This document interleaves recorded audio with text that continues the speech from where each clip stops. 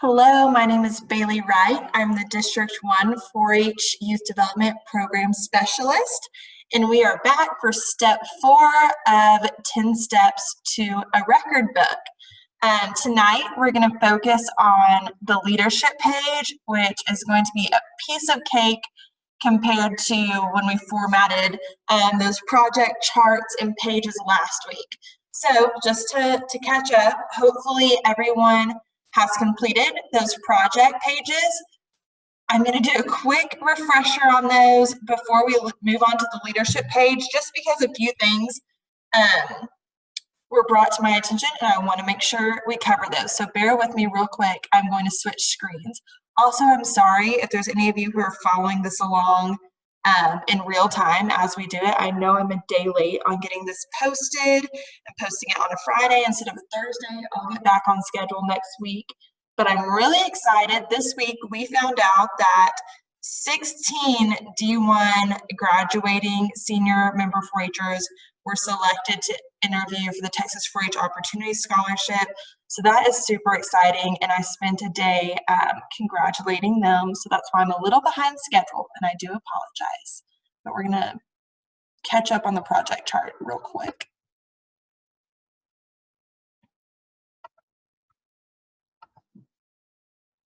Okay, hopefully you all are seeing this screen. We're going back to again, this is the example one that I created. I know I showed y'all, I think, 3 other project charts the week before, and I just want to reiterate, I think those project charts are good. I especially think those project charts were good charts for the year they were done in.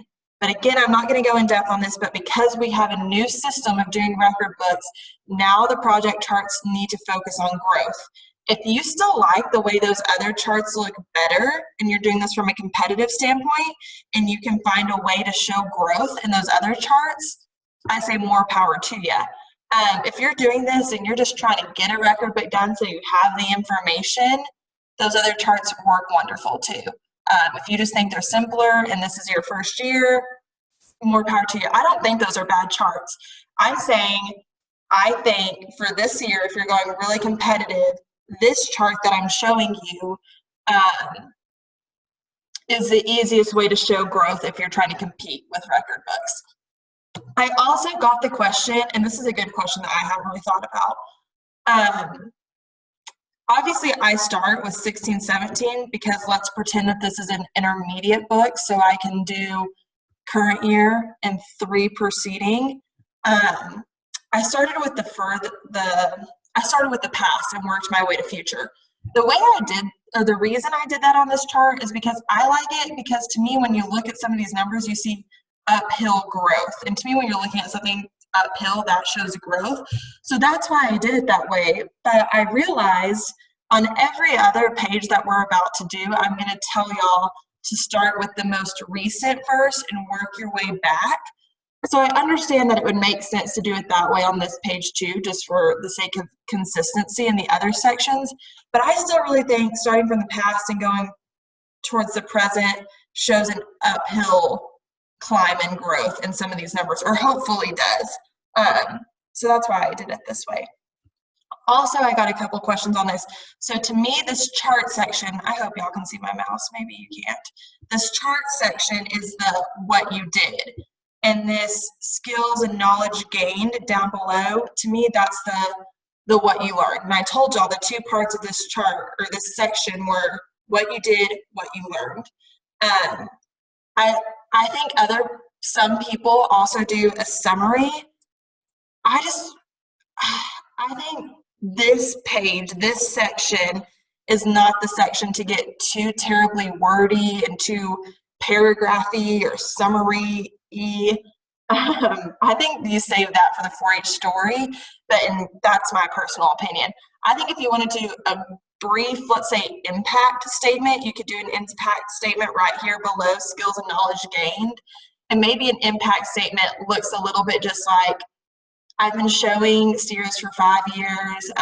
It's taught me, maybe you hit on those a couple times and say, I've been able to meet people from across the state, or I've been able to work with youth in my county, and that's my favorite part.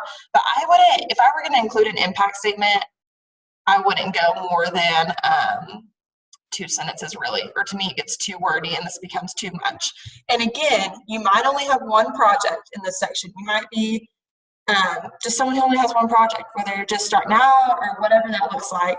You might be someone who has 3. You have 4 pages in this section. I also have not pointed out that in the record book form, please read this top paragraph. That tells you exactly how much room you have for every section. And y'all, it's really, really important that we abide by that if you're doing this competitively, because it's just the rules. You have to abide by the rules sometimes. So make sure you're reading this to know how much room you have and how much the amount of entries you can have. So you can include up to 4 projects here. But if 3 projects fill up 3 pages, let me try that again. If 3 projects fill up 4 pages, and then you're only putting 3 projects here, and you have this section down here for each project that you can use. And it tells you again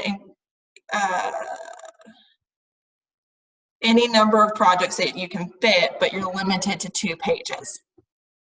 But I also wanted to reiterate that whatever your record book category is, whatever the project is that can that goes with that is what you're starting with. And really you're working your way down to biggest projects to smallest projects. So in that other section of other projects would be kind of your smaller projects that maybe you just don't have as much experience in, or it's not as much depth or involvement in. So biggest and best will go on this page. Okay, I hope I didn't confuse anyone and maybe that clarified some questions. But now we're switching gears, going back to section 2, the leadership section. I like this section. It's an easy section, in my opinion, so let's dive in. I'm going to switch pages again. We're almost halfway through this record book, y'all. We're getting real close. Oh no, that's not where I wanted to go. Hold on, let me focus. Okay, we're going to start here. This one's a little more basic, which there's nothing wrong with that. I just think this is a great starting point. Again, this is an older form, so it's formatted a little different. The next, I'm going to show you, I think, 3 or 4 different leadership charts, and they're all going to look very similar. Y'all, I love this section because they give you the chart. This is not something you have to format. But I will tell you, some people really change up this chart and add a lot of columns or rows or just reformat it completely. It maybe some people think that's great. Again, this is my personal opinion, personal preference. I think the charts they give you, you better stick pretty close to what they give you. They're giving you that chart in that setup, in that format for a reason. So I don't see the point in going too crazy and reformatting the charts they give you. So you'll see what I'm about to show you. They all look really similar because they didn't change up the charts much at all. So again, this is leadership activities, and we talked about this maybe briefly in the first one, I can't remember. There's different roles of leadership. You were either elected, appointed, you volunteered for it, or it was promotional leadership. Excuse me. And so you have to identify which role you played, what level it was at, and then what you did, it's what you did and what the impact was, really, your responsibilities, duties, accomplishments. This one you start from most recent, so for this year it would be you'll start with your 1920 leadership and then go down to your 1819, 1718. And so you're doing most recent to the past. So these are just, I'm just gonna roll through this pretty quick. This one's pretty basic, but it might give you some ideas of what can be included in here. You'll see he highlight or bolded some of his action words. A lot of people do that. A lot of people bold action words. I don't know really what my preference is on that. I mean, this kiddo has a pretty good variety. If they were all helped, or led, I wouldn't do that. But I mean, because he has a variety, I think the fact that he bolded it, we can see he had a variety of leadership roles. He did some promoting, he did some recruiting, he led, he assisted, he taught. I like the word taught. I think those are great. Presented. So these are just some examples that if you need to pause, take some notes, screenshot. Again, this is a high school 4-H'er. So some of these things just might not be pertinent for our younger kids. And while I'm on that, I don't have a younger kid, an intermediate or junior record book example, but let's talk about briefly what some of those examples might look like. I think there's a lot of our junior and intermediates who are leading pledges at a club meeting or leading the 4-H prayer or the motto or giving project demonstrations at their club meetings, or they are leading a game at the end of the club meeting, or led the roll call. That would be probably part of the secretary. I think a lot of them have club officer roles, and I think that's great leadership. I think a lot of them go to project meetings and maybe they lead a portion at the project meeting, or they gave a report at their food and nutrition project meeting. I think that's great. Or maybe they showed another 4-H'er how to do something, or maybe they came home and taught little sister what they learned at their project meeting. Maybe they helped plan something at the county level. Maybe I think a lot of our younger kids do promotion in the way of they're probably on float committees and help promote a parade that's local to your community. Maybe they deliver goodies to promoters during National 4-H Week. Maybe they pass out pencils, 4-H pencils at their school for promotion. I think there's plenty of leadership opportunities that those younger ones do that maybe don't look like junior project leader or board of directors. I think a lot of our younger kids probably greet at certain events. Maybe they're even speaking at your banquets. Maybe they're helping you with booths. Maybe they lead a game at the Christmas party or help set up for the Christmas party. I think those are all awesome leadership roles for your younger kids. And I don't want anyone to get discouraged if you have 2 leadership roles your first year of 4-H. That's nothing to be discouraged about whatsoever. So I just say, put what you have and just build off of it the next year. These are just examples, and I just want to make sure everyone knows these are a little bit higher level examples. And if you need more examples of what your kid might have done or what are some great leadership roles for juniors or intermediates moving forward, definitely reach out to your county extension agent and start getting some ideas there. Okay, I'm just going to show y'all a couple more examples. I'll be quick.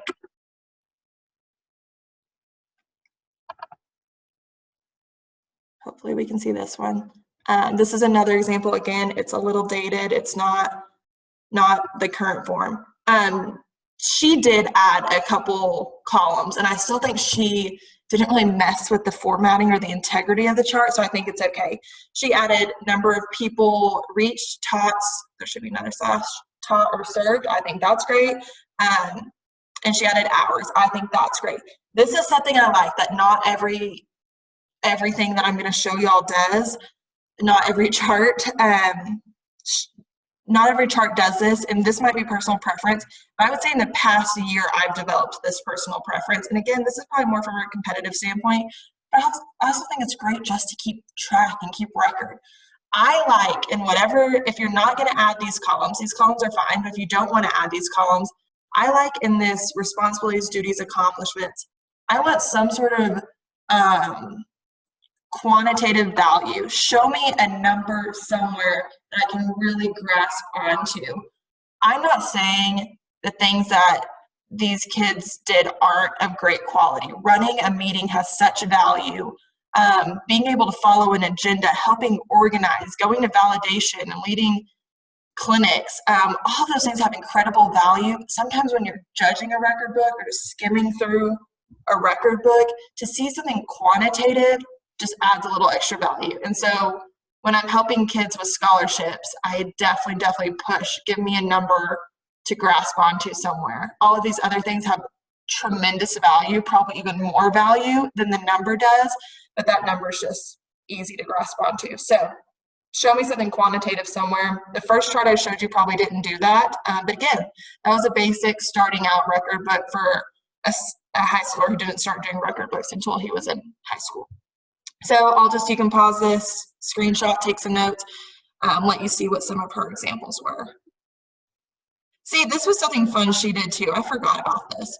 we went to Texas 4-H Roundup, and she made a scavenger hunt herself, a little checklist, and passed it out to all the people in our county, our group that were there, and then just people we would see, and passed it out and encouraged them to do a scavenger hunt. It was fun, kind of silly, but it was great networking. And so that was just a little promotional leadership thing she decided to do.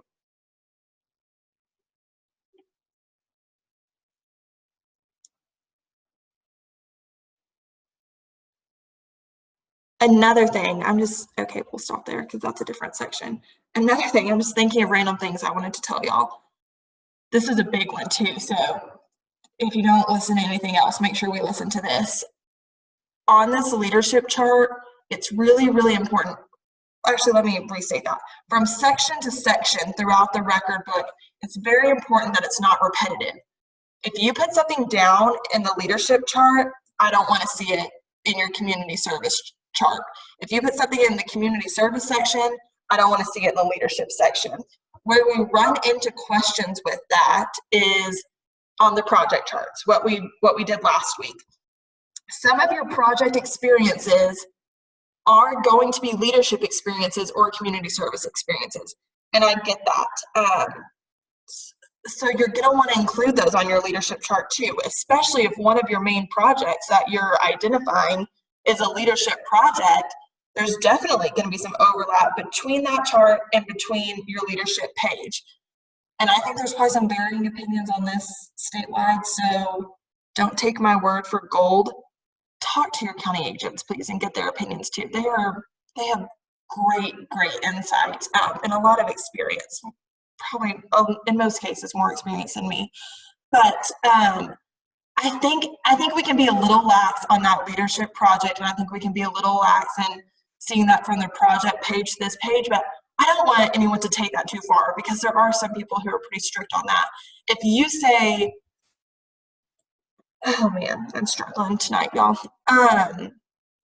Let's say on that project page in one of the charts, you said under beef, one of your experiences was you were a beef project mentor. I don't want you to go too in depth on that. Put beef project mentor, don't tell me too much about that in the project chart, because when you put it here is when I really want you to tell me about it. Don't tell me about it here and tell me about it in the project chart. Does that make sense maybe? That's a little gray, but it's something I wanted to hit on because sometimes we'll see it word for word. I'll read something I read in the project chart and read it the exact same way. I'm on the wrong chart, y'all. I'll read it the same way in their leadership chart, and we can't do that. We've got to avoid being repetitive. Again, especially if we're doing this if you're going to compete. And also, even if you're not going to compete, when it comes time to scholarship time, we certainly can't be repetitive when we're filling out those scholarships. So might as well get your record book in tip-top shape to prepare for filling out some of those scholarships. Okay, I'm going to show y'all two more. The next two I show y'all are more current ones. And honestly, I'm just feeling really proud of myself for showing these to y'all, because these two I'm about to show you are from scholarships that we just filled out, like the most current scholarship.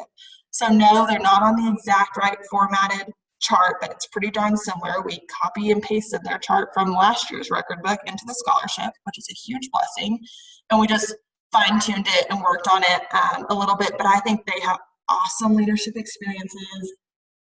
The charts I'm about to show you have just been so fine-tuned. These girls that applied for this scholarship and the charts I'm about to show you, they don't have younger siblings, so they're cool with me showing their charts and using it as examples, but so just know you're in for a real treat, in my opinion.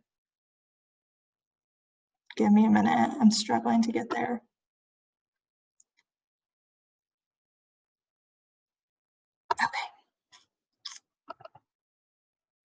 Okay, here we go. Here's the first one. Again, this is a senior who's been so heavily involved. She's about to graduate, so she's got 10 years of 4-H under her belt, pretty much. So don't compare your fourth grader to these, but just know I think this is a really good one. And if you want to take a screenshot or take some notes, I would, because I think I'm going to zoom in a little bit. Maybe that makes it more clear. I hope so. I just think her experiences are great. I think her wording in some of this is really good. There's parts where we could have been more quantitative and added some numbers. We utilized a lot of numbers in other areas of her chart. But yeah, we could have added some numbers and maybe bolded those numbers, but I think we kind of covered ourselves in some other areas of her scholarship. But if this were a record book, I would try and add some quantitative value. So you can just kind of scroll through. I think hers were great. And again, we had to narrow hers down. We had to narrow hers down on some things. And I don't want y'all to don't pay attention to her years here. For scholarship, we do what we think is your biggest and best first, and then work down. Don't pay attention to the years. For record book, I think we need to do most recent to past. So that's why her years are out of order. But again, I'll scroll through it again. If you need to take some pictures or you want to read something, I think it's very well worded and awesome leadership. Again, another goal you want to work to obtain throughout your 4-H career, hopefully by the time you're in high school, you want to have a little bit of, excuse me, a little bit of all types of leadership: appointed, promotion, volunteer, and elected. So that's something that I look for when we're putting these scholarships together for seniors. Do they have a little bit of all types? So that's something to work for in your record books as well too. Another one, so you'll see this 4-H'er had some national, a lot of state, a lot of district leadership, which is awesome.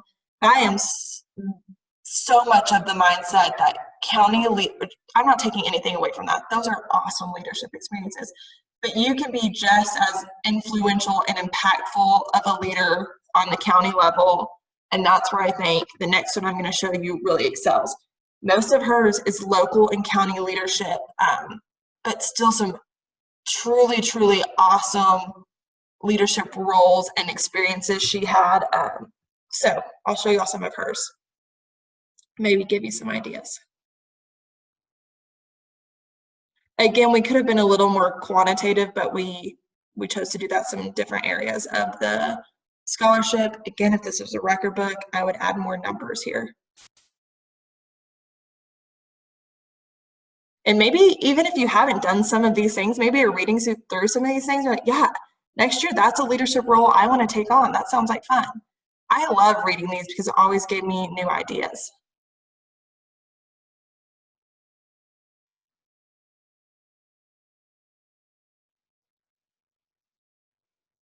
And again, these kids had 10 years worth of leadership that we got to go through and choose what we thought were their best ones.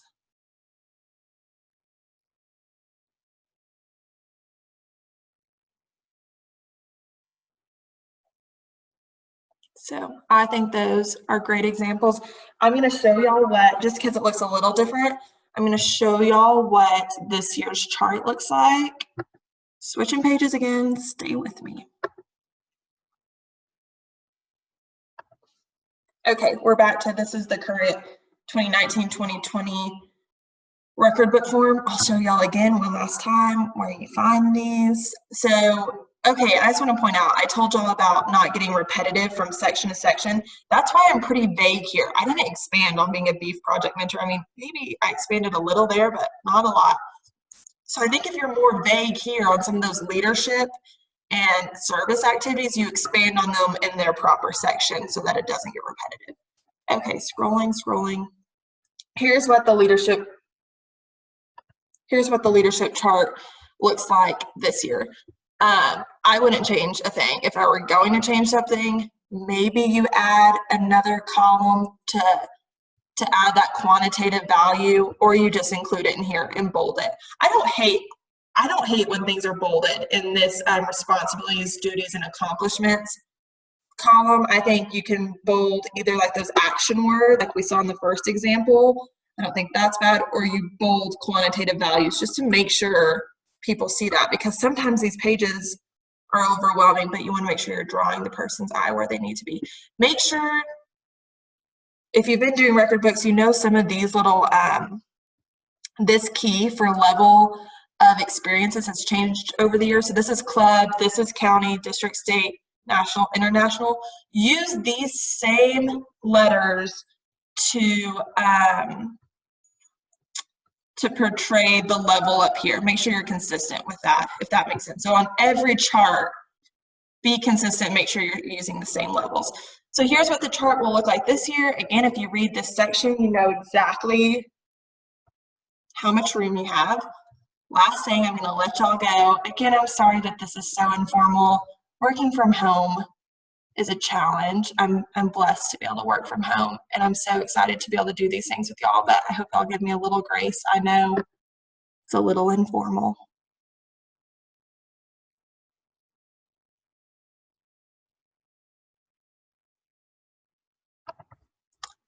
If you've already seen this, you can scroll past, but again, you go to D1 4-H. It's the first thing. You go to 4-H events, scroll down to record books. Also, we've made some changes to our website while I'm here, so you might check it out in your spare time. You might find some good stuff. Okay, record books. Record book letter from me that maybe gives you some insight. This is the record book form I just showed you for seniors, so current high schoolers. This is for juniors, intermediates, the form for them. Record book categories again, family guide, read that, y'all. It's got some good info in there. But remember, like I said, for juniors and intermediates, we do things a little bit different in District 1. We allow y'all some more space to talk about your projects. So that's why I included this summary chart. It's going to differ from what's in the family guide. So make sure you look at our D1 summary chart. And like I said, once you open the record book form, that top paragraph of every section tells you exactly what you're allowed to do. Thank y'all for joining in. Again, if y'all have questions, feel free to comment in the comment section on Facebook, and I'll definitely answer those for you.